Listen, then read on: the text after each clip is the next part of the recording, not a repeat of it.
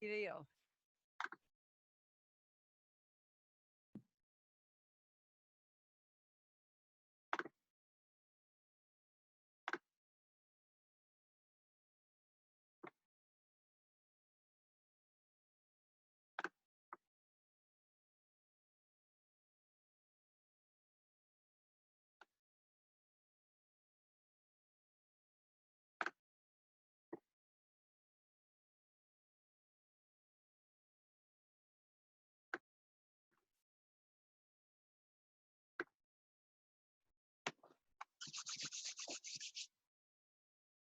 Hi everyone.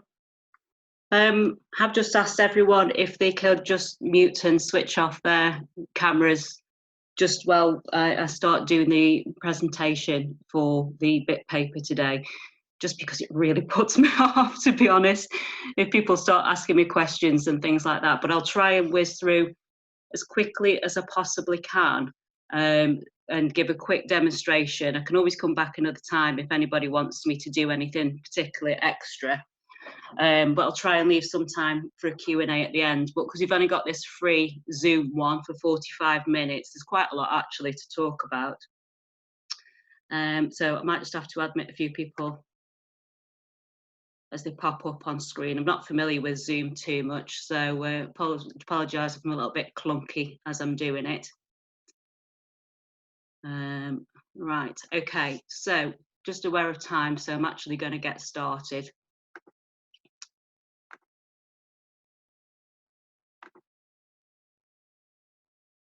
Okay, so you've got this code breakers thing up on screen because that's actually that's my program that I use for doing my teaching online. Sorry if I keep getting a little bit disjointed. I keep seeing people needing to pop up on screen to be admitted it, so I might go off path a little bit here and there.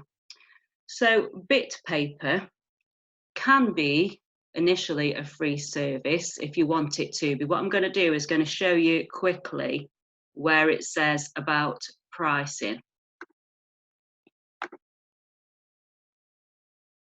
Okay, so if you see here, this is my plan that I've got, but if we flick onto pricing here, it will tell you the various options that there are. Now, if you look at this tab here, it says without calls and it says with calls. Without calls means that you've got to use a different type of webcam and mic system, such as Zoom or something like that to back it up with. But you can buy an option with calls, and these is the pricing rate with calls. And when you're buying with calls, that means that you've got full access then to the webcam and microphone. If you look, these say that they're monthly plans, but that doesn't mean that it automatically renews every month. You could actually, if you know you were comfortable using it, I've just actually bought the 300 papers and 3-hour call time. That's not going to last me for a month. That's going to last me for quite some time. But it's the most economical way of actually buying into it if you look at the way the other pricing structures are. But once you've purchased whatever pricing structure you want, you can actually switch off the automatic monthly subscription and it won't actually subscribe you again to that. So once you've decided what system you want to use, you then get what are called papers. And within your paper, you will get 100 pages. And you can actually fill those 100 pages with whatever you want to fill them with. But when you've created a paper, that creates an individual URL link. So you can see here, I've got various names of people down below. And when it's their lesson, I will prepare their lesson. I will go into their individual URL and prepare their lesson and load it in advance. You press save and it sits there beautifully waiting for you to use it. Once you've set up their URL, like I say, it's got 100 pages within it, so you can keep reusing and reusing that. So if you're only seeing somebody once a week, you can actually just keep revisiting that and adding more and more information to it. Once you've set that URL up, you send them that on email or whatever system, and then they can log into that. If you're logging in and you're using the webcam and microphone system, then I would really, really strongly suggest that you do any teaching that you actually set up a tech trial with them first, because it can cause some problems for some people who aren't very techie savvy. But the majority of the time, I don't think I've ever failed in getting somebody there. Usually it's a problem their end with something they've pressed on the microphone or the video or something like that, why it's not working. So once you've set up, you can then load your page up. I'm just going to come up in a sec. Fingers crossed.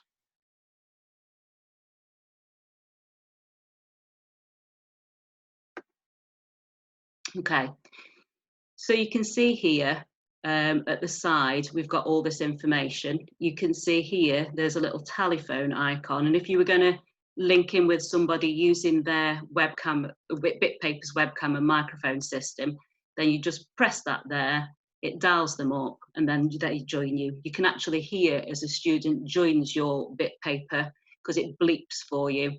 At the moment, obviously, I've got nobody on the end of this right now. So when I want to upload my information to my page, you can see here, if I click into this little icon here, it says upload files. Now, the only files that will actually upload here are PDF files. So if you've got anything on a Word document or something similar to that, you've got to save it to a PDF to be able to upload it. But if I look at trying to upload something now, I'm just going to whiz down these pages so I've got some blank pages.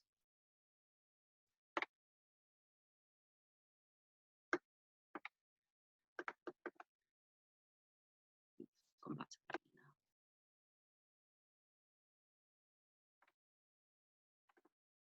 So I've got a blank page there now. Say if I want to go and upload something.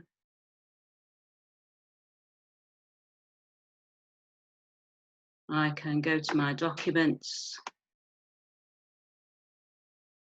Here I save everybody's own lesson plan.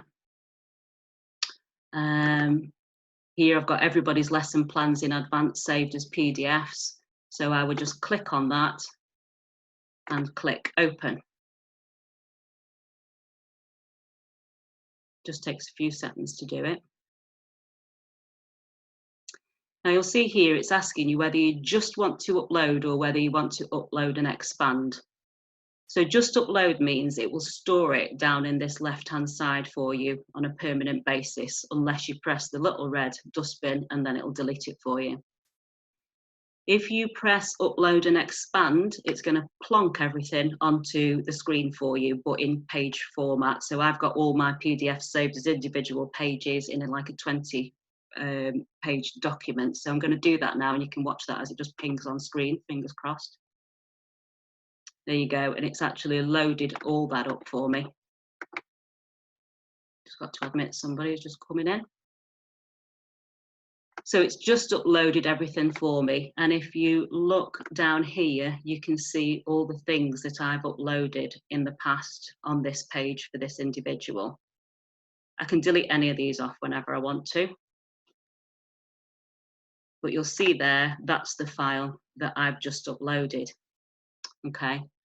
Now, for copyright purposes, I don't like mine staying in this area here, because actually, you see this button here, this means download. So the individual, the other end, can actually download this file if they wanted to. So I'm just going to delete that off. But if I had just uploaded it and kept it over here, you can say show the pages for you, and it actually then opens up all the pages that you've got within your file, and you can then actually press on one. I'm just going to create myself a blank page for a minute. You can press on any one and it'll just ping it across for you, just as simple as that. If you've made a mistake and you don't want it to be there, you can press on these three buttons here, and you can see the almighty red dustbin. Press on that. Are you sure you want to delete? Gets rid of it. Okay, so now you've got, you know how to upload your various files. You probably want to talk about other things that aren't PDF files that you want to upload. So you can do things like going into, let me show you where I've just uploaded some pictures maybe.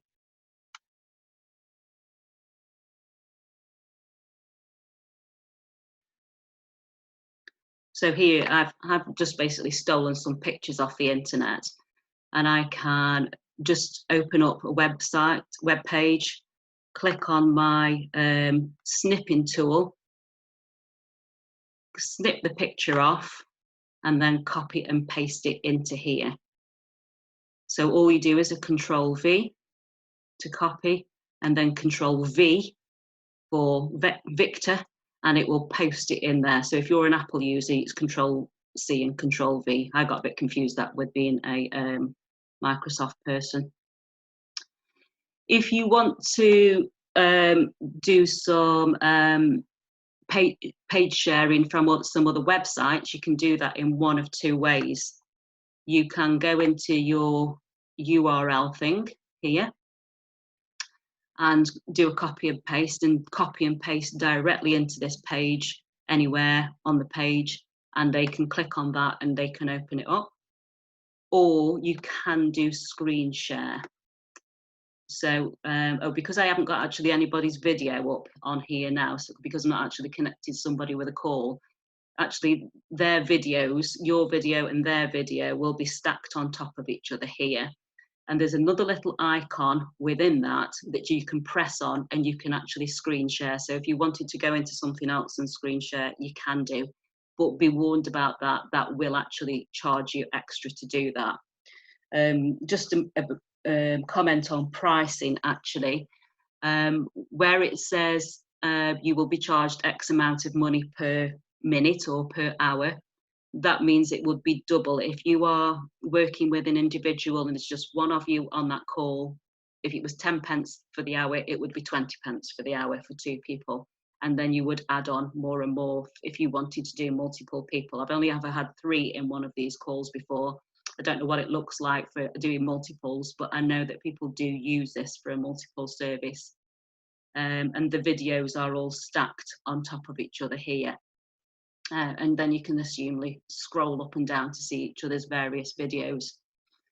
The reason why I do buy into Bitpapers, especially if you buy the bigger package, it actually works out at something like about 25 pence per hour, which I don't think is too bad.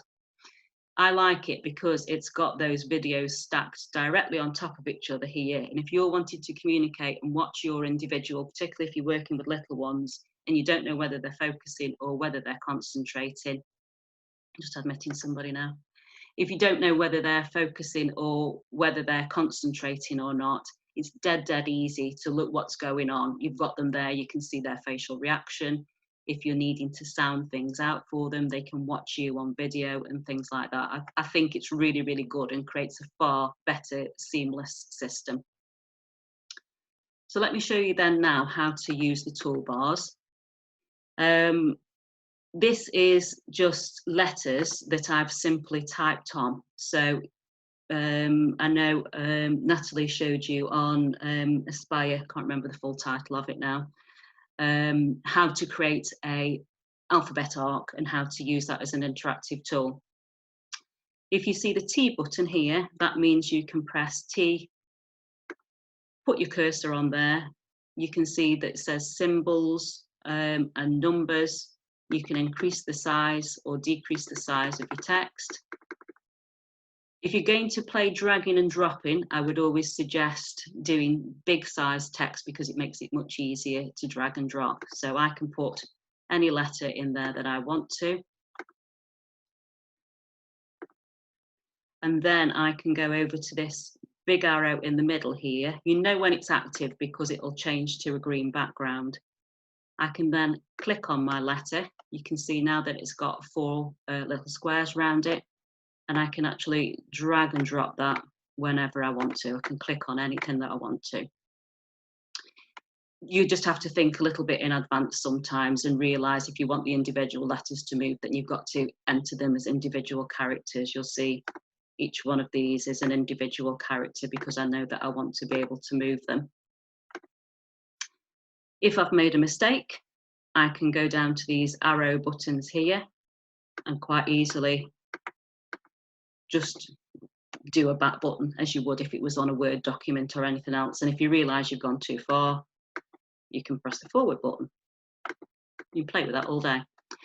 So I like that back button actually because it's a lovely little eraser for if the kids are the type of kids that don't like making mistakes on documents or get very demotivated by it. You can just press the back button and say, oh, let's have another try at it.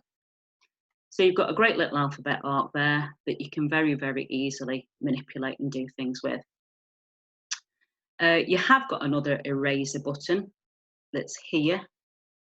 But the problem is if you've got any other file with a background picture on it, it will actually erase all of that. So that's why it's much, much easier to use that back button.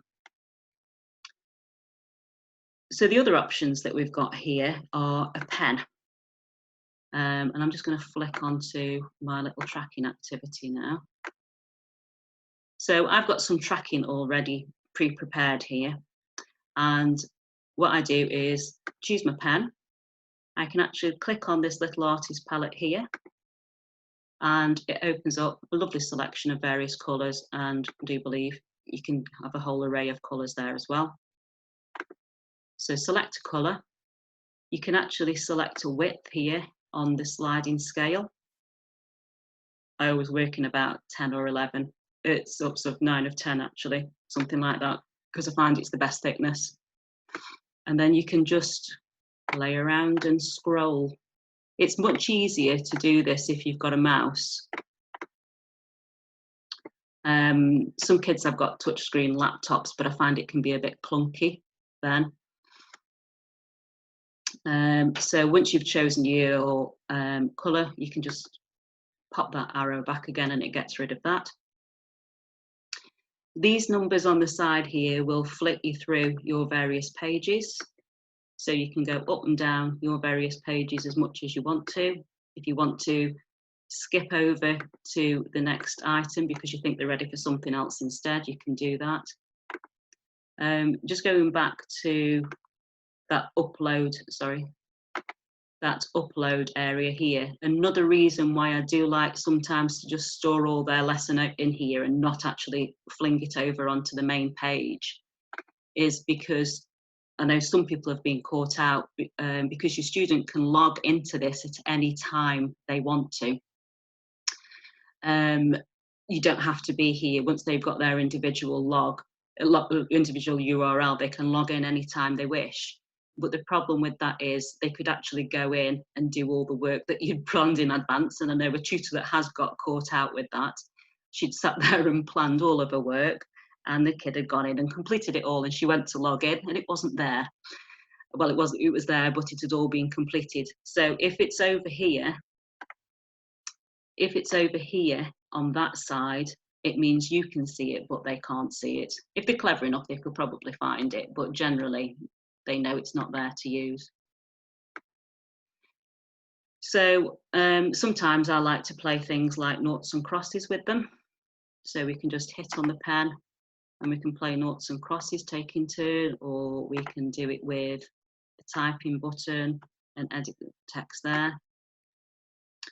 What I'm going to do now is just put a blank page up.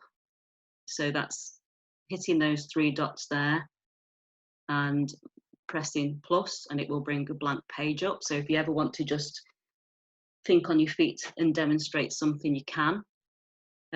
So then you can draw anything you like, or you can upload anything you like. So I'm going to write some text in here.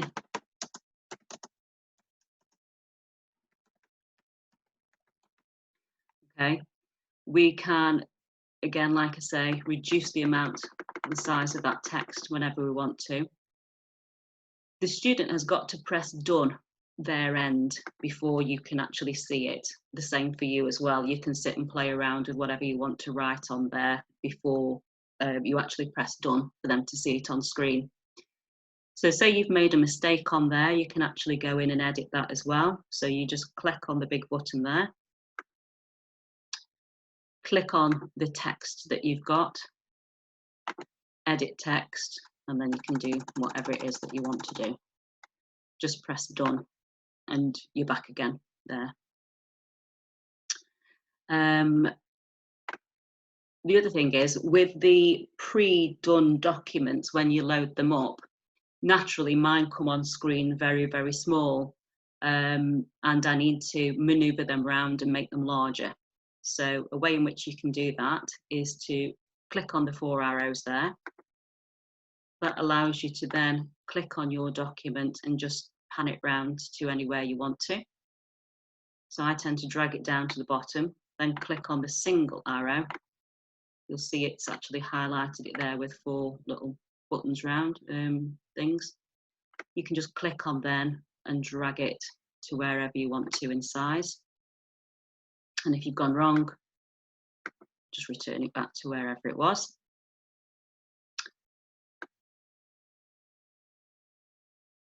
The trouble with it is, sometimes if you're typing over the top of something, it tends to take the back layer away. So the thing that you've imported, being this document, and it doesn't always take the text with it. I was talking to you early on about that eraser option. Again, you can go into the artist palette and make your eraser thicker or thinner there, whichever you wish. If you want to do some fine erasing, you can. But the problem is, when you erase something, if I say I wanted to use that to erase that text that I'd typed in there, the problem is, you'll see it actually erases the whole of the background document. So that's why I always tend to not use that rubber, but you can recover it by pressing the back button. So I ask my students to actually complete this by typing in. So you can position your cursor and actually type in your letters there.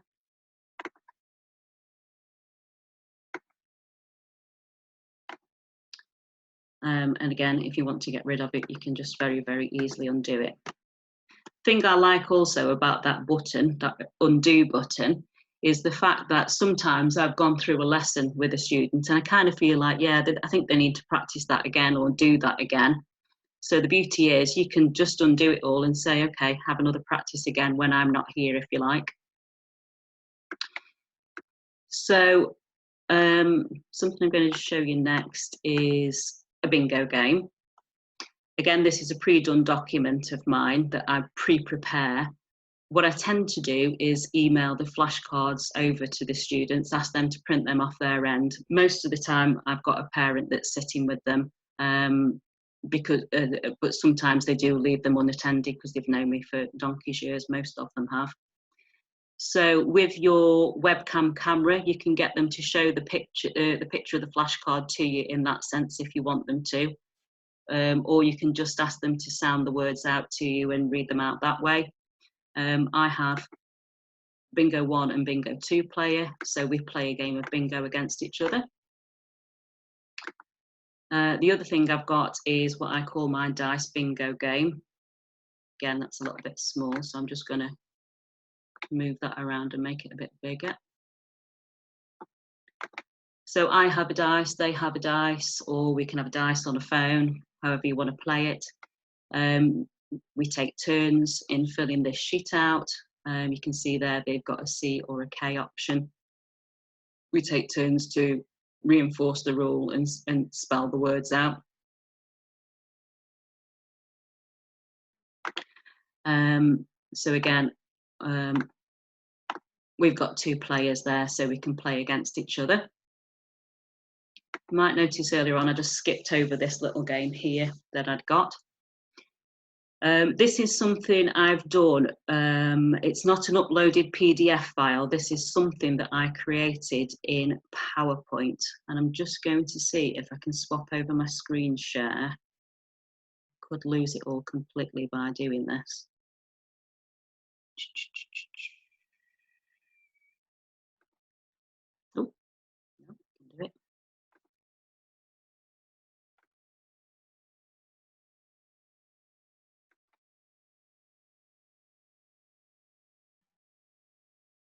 Okay, so this is actually a PowerPoint document that I created. So this was a game that I made in PowerPoint. It was just basically adding blocks on and stealing pictures off the internet and made a little PDF, a little PowerPoint game. So all I did with this was use my snipping tool.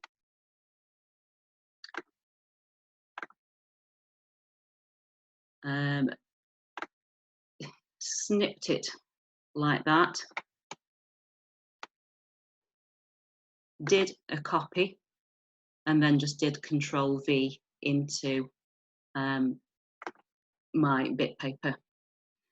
I also did little things like stole some little pictures off the internet as well. I know they're breaching copyright, but between us, and we're not particularly selling it for money, I don't think we're breaching copyright too much. I did a little game with this, and I used some coins like that. Again, just did a little control copy and pasted them in. I'll show you where I put them in a moment or two. And just let the kids earn some coins in that way. This is that one that I've just showed you on Bitpaper. So I had to create every individual one of these and do a control copy of every individual item that's on there and pasted it in. And I'll show you how to do that. And then also I created some literal flashcards like that as well. So again, you've got an individual item like that you do a control copy on, and then you pop it into your Bitpaper. So I'm going to flick back now to Bitpaper. So basically then when you're on this screen, you have to keep flicking in between each one, the PowerPoint copy and paste into this consistently. And I thought, God, I'm going to have to do this every single time now that I want to create this game for a new individual person on a new paper. But the great thing is, I found, is that you can press your big arrow in the middle. You can select all of that there like that. You can do Control and C, and then I'm just going to flick down to create a new page down here.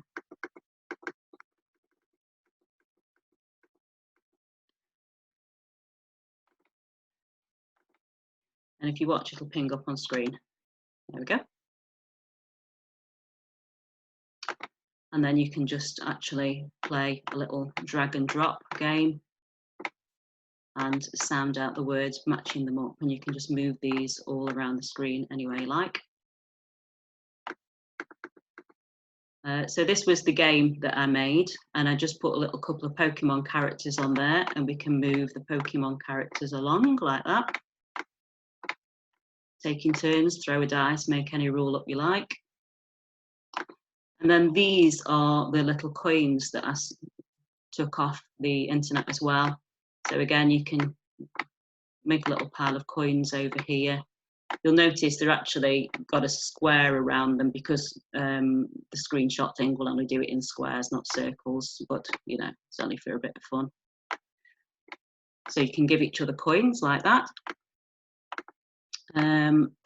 So this is just another couple of games that I made here as well. So this backboard bit that you can see, I actually did that from my PowerPoint, just created that. And then you have a little thing here, which you press, and it brings up all these various shapes, which are great because you can give kids stars and all that kind of business. And I thought, well, how am I going to fill those colours in? And then I realised there's actually draw with a filled shape over here. And you can actually change the colour of your shape with the colour palette down there as well.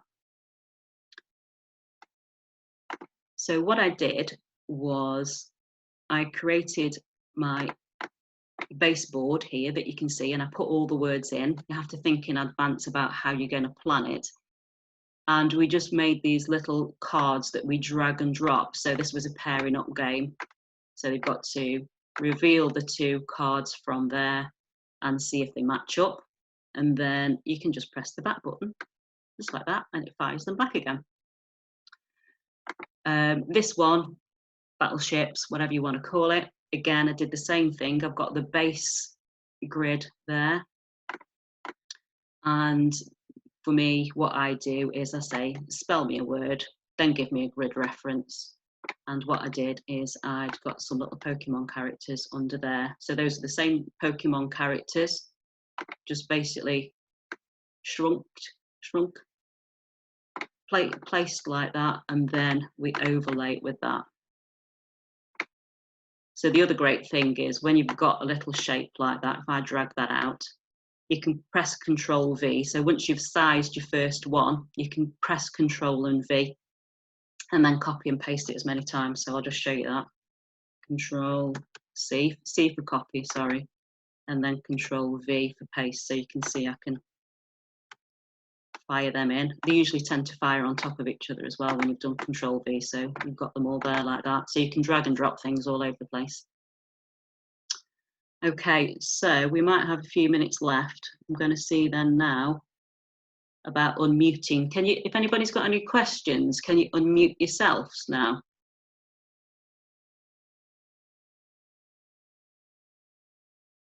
Or can you fire them into the chat box?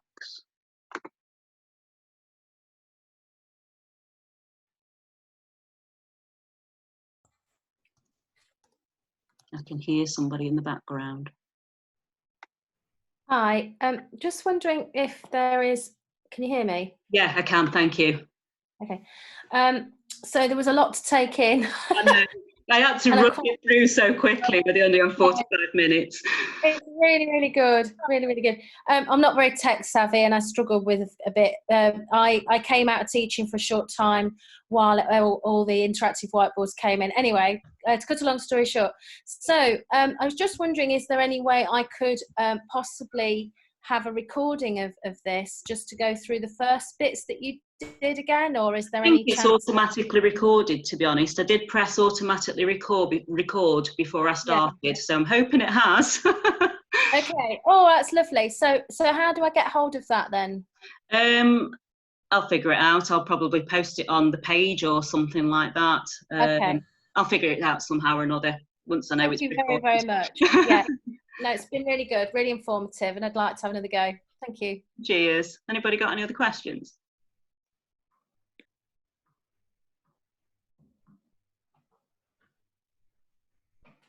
No, have I answered everyone's question? Hi. Hi. Hiya. Hi, can you show me where you find the snipping tool, please? Do you know your snipping tool is automatically, I work on PC, I don't work on Mac, but I know there is something similar in Mac, somebody can probably answer me. But on your computer, you know where you open up all your various apps and things like that? Yeah. Is it on screen now? Is it coming up? Has it come a big black screen? Not come up yet. No. If you just type in snipping tool, if you're on a PC version laptop, it'll come up. It's just kind of automatically there as far as I know. All right. Okay. Okay, thank you. Yeah. So that means you can go and just copy anything off the internet. It's a bit naughty, but it's a wonderful tool. Okay, thanks. Thanks.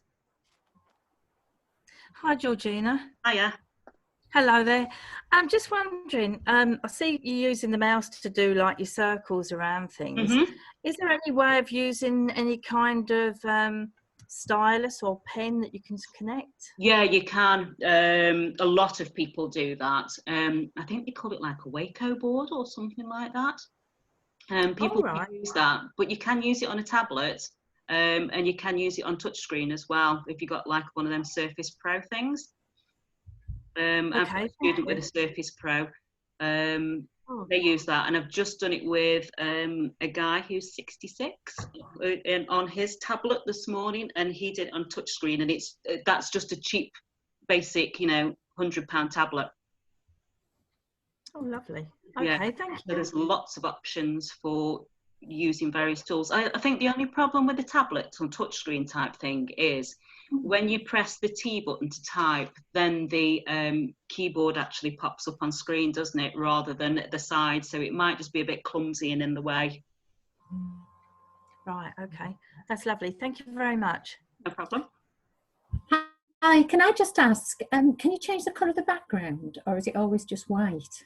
I think you can, but I can't remember where because I've never done it actually for a long time. Let me think, where might that be?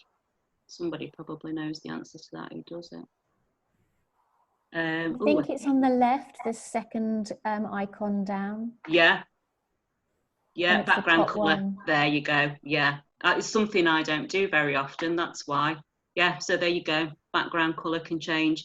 So if I change it now, you can see because I've imported a Word document, well, a PDF document that's actually got a white background. It's only the background of the whiteboard. So anything that you overlay on top with your PDF would stay white or whatever it was.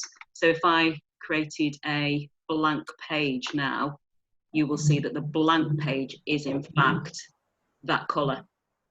So you can then do typing on top in any colour that you want to. So yeah, it's kind of colour friendly in that sense. Yeah. Yeah. Yeah, thank you. That's good. It's good for text. Yeah. Georgina, thank you so much. I was interrupted when you were making the flashcards, and I think you said, did you say you made them in PowerPoint and then I did. snip? Did you do like a copy paste? I did. Yeah. Okay. Yeah. So then they transfer as like a whole unit, and then the words are stuck to the shape. That's the thing, you see, because you know in the shape option here. Yeah, they're separate. See, yeah, I thought, oh, great, I can do it on there and then type the text on. But if you do that, I think we probably might be running out of time soon. It doesn't, it moves the box. Yes. But then it leaves the text behind. So you've got to do it in that very manual way. But when you've done it, you've loaded it up once, I tend to, you can keep a spare paper somewhere.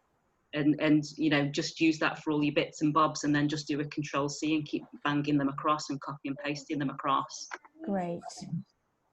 Thank you. This has been so useful, and I'd really appreciate the recording because I was unable to start on time. So thank you. No problem. Hello. Hiya. I missed the start of this. When you're teaching, do you use Bitpaper alongside Zoom, or do you use the core facility on Bitpaper? Personally, I use the core facility with Bitpaper just because I like it more, because I work with a lot of younger kids, so it's easier than having kind of two screens open. If you do the Bitpaper one, the videos will stack on the left-hand side on top of each other. As I was saying, with that pricing option, if you bought the big chunk in first, you don't have to keep renewing that every month. So you could just buy in loads of call hours in the beginning, and I think it works out not very much per hour, probably about 20 pence an hour on your lesson. So for me, I just think it's worth it. Just saves, I think for me, it just provides me with a more seamless sort of situation, really. I know it's there, it pops up and it's brilliant. But it is personal choice. You can use anything else that you want with it. I've got GoToMeetings as well, but I've never really tended to use it. Okay, thank you. Okay. If you were, are you still there? Sorry. Yeah, I am. Yeah. So, if you were using it just as a one-to-one, with not with really little children, slightly older, like stage, so you could use it through Zoom. There might be a bit more savvy to that. Yeah.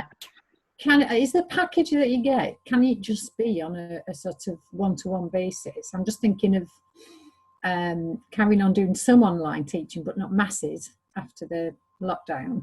And I was just kind of wasn't familiar with the packages, you see. So I'll show you what the packages are. Pricing, isn't it there?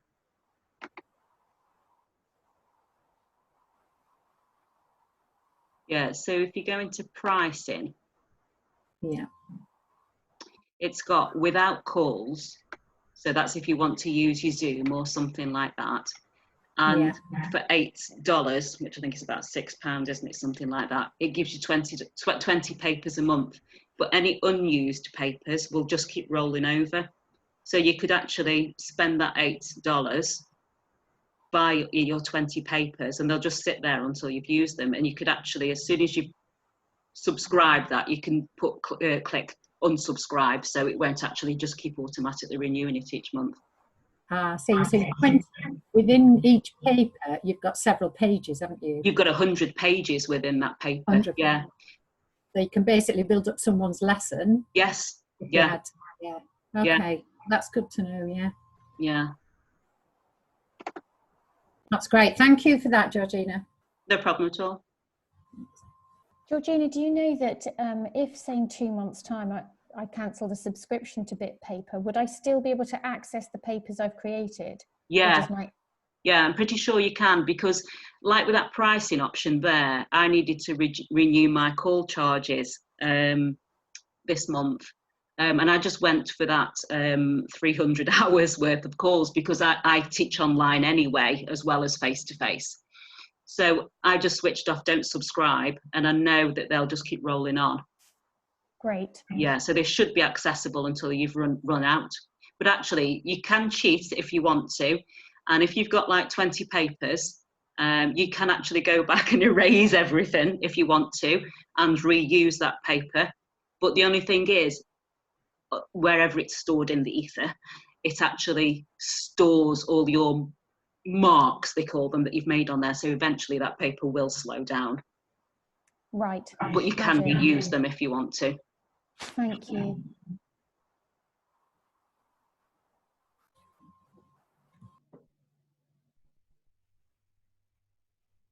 Anyone got any other questions? I think that was really helpful. Thank you so much. No problem. This is one that I just use, that we can, these are the flashcards that I loaded up from my PowerPoint, and this is one that I just use for a game of Snap, basically. They're just all just stored on here at the moment, but you can just manipulate them around any way you want to, as you can see. So you can just have a game of Snap if you like.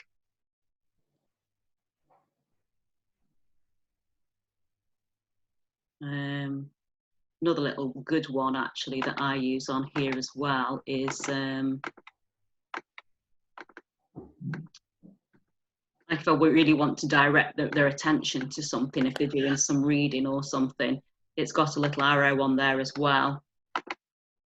So I tend to point with the arrow to things as well if I really want to get their attention.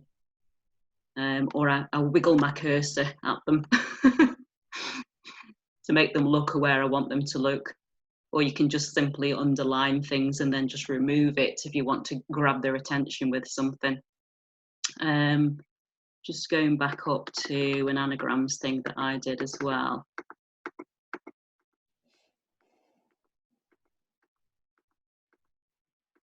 Now this was a little drag and drop game that I did here as well, so you can click on the word and drag it into the right place, that kind of thing. Yeah, with the anagrams, what I also did was, with my snipping tool, I went in and just grabbed some pictures off the internet as well and just pop them in. The beauty of it is you can literally do this as you're talking to somebody, because you can pop out onto your other screens if you've got your other screens open, snip it on your snipping tool and just copy paste it in. Once you get used to it, it's pretty good. Sorry, just set my alarm so I know we're going to run out of time. So if anybody's got any other questions, shall we conclude things, and then I'll try and see if this is recorded and get it up there for anybody else who wants to watch it. Thank you. Okay, thanks. Thank you, Georgina. Thank you. Thank you. Thanks. Thanks again. Thanks. Yeah, very helpful. Thank you. Thank you.